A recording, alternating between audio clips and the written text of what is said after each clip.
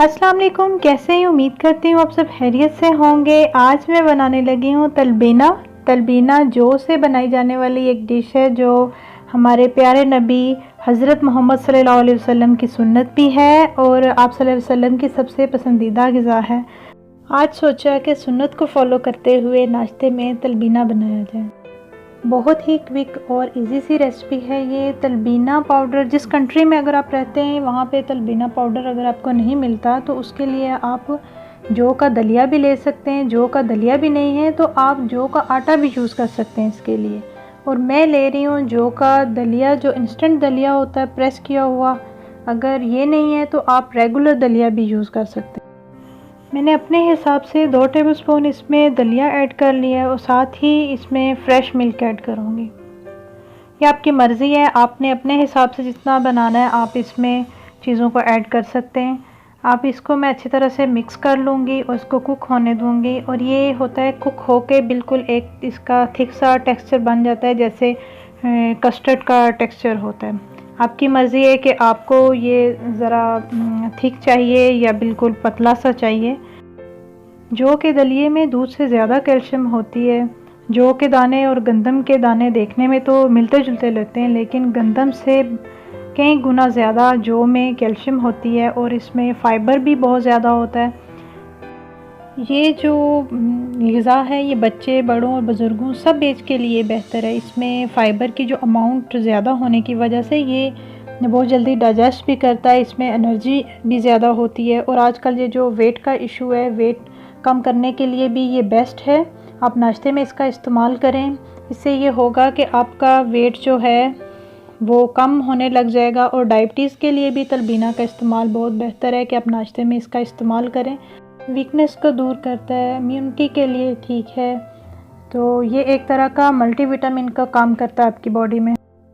देखें जी, तलबीना हो गया रेडी। दूध और दलिया अच्छी तरह से पक गया है और थिक सा टेक्सचर हो गया इसका। इसको मैं प्लेट में निकाल लूँगी। इसमें मैंने शुगर ऐड नहीं थी की।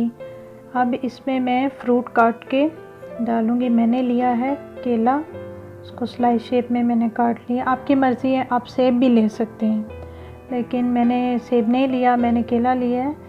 केले में भी बहुत ज़्यादा आयरन और कैल्शियम होती है। और ये है कि आयरन अगर आपको चेक करना हो कि जो फ्रूट या सब्ज़ी काटने के बाद ब्लैक होने लग जाती है, उसका कलर चेंज होने लगता है, तो उसमें बहुत ज़्यादा आयरन होती है।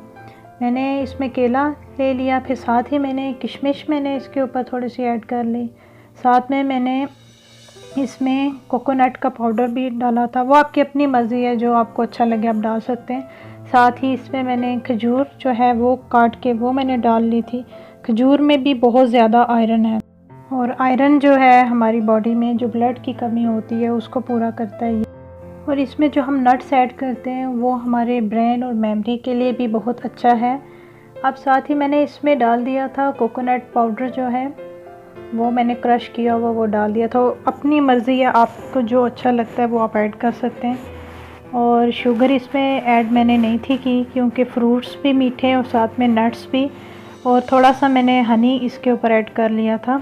और जो डायबिटीज़ के पेशेंट हैं, सम टाइम कुछ पेशेंट ऐसे हैं जिनको हनी भी सूट नहीं करता मीठा होने की वजह से, तो आपकी मर्ज़ी है ऐड करें या ना करें।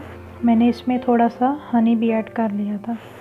कि हज़रत आयशा रज़ी अल्लाह अन्हा फरमाती हैं कि नबी पाक सल्लल्लाहु अलैहि वसल्लम के ख़ानदान में जब कोई बीमार हो जाता था ना, तो आप सल्लल्लाहु अलैहि वसल्लम तलबीना खाने का हुक्म देते थे। और एक तो ये हमारे नबी पाक सल्लल्लाहु अलैहि वसल्लम की बहुत प्यारी सी सुन्नत है और बहुत ही पसंदीदा ग़िज़ा। इसको अपने आप नाश्ते में इस्तेमाल करें।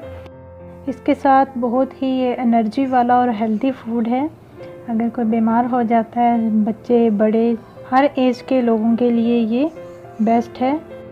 अगर किसी को ये रेसिपी चाहिए तो मैं डिस्क्रिप्शन बॉक्स में इस रेसिपी की तमाम डिटेल जो है वो मैं उसमें ऐड कर लूँगी। अगर आपको ये वीडियो अच्छी लगी है तो प्लीज़ लाइक, शेयर और सब्सक्राइब ज़रूर कीजिएगा और साथ ही बेल आइकन के बटन को प्रेस कर लीजिए ताकि मेरी आने वाली नई वीडियो की नोटिफिकेशन आपको मिल सके।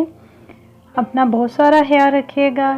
इंशाल्लाह फिर मुलाकात होगी। अल्लाह हाफिज़।